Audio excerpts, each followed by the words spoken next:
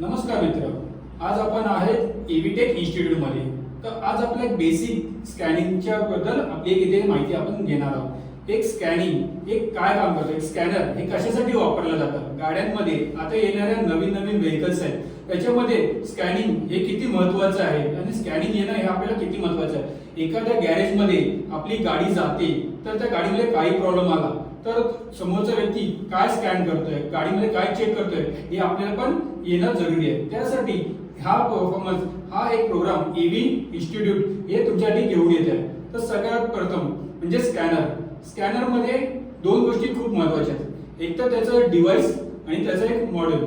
तर सगळ्यात महत्त्वाचं म्हणजे महाराष्ट्र गव्हर्नमेंटने 2000 नंतर गाडीमध्ये एक 16 पिन DLC हे सगळ्या गाड्यांमध्ये अनिवार्य केलेलं. म्हणजे हे याला बोलतात डाटा लिंक कनेक्टर.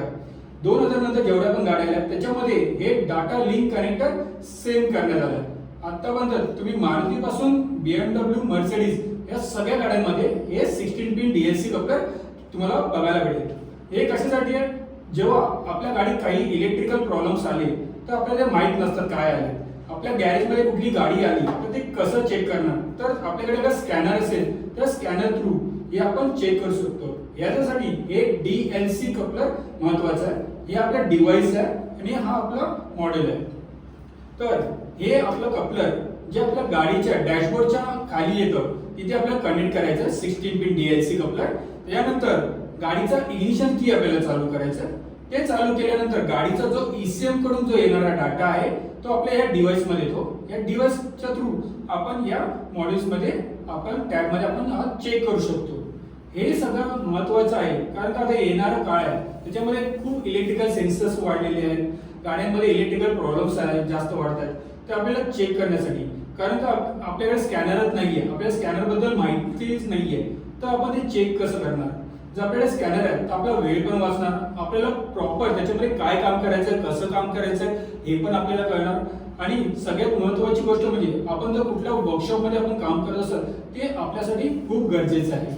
त्यासाठी स्कॅनर हे आपल्याला येणं खूप महत्त्वाचं आहे. आणि हे स्कॅनरसाठी आपल्याला एव्हीटेक इन्स्टिट्यूट इथे हा स्कॅनिंगचा कोर्स चालू झालेला आहे.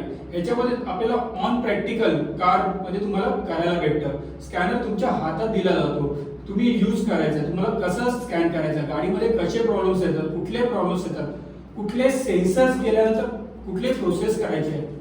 असं पण नाही की गाडीमध्ये तुम्ही न हात लावता या स्कॅनर थ्रू आपण ती गोष्ट चालू अथवा बंद करू शकतो. हे पण आपण याच्यामध्ये करू शकतो. तर हे आपल्याला शिकायचं असेल तर आपण नक्की एव्हीटेक इन्स्टिट्यूटला भेट द्या. थँक्यू.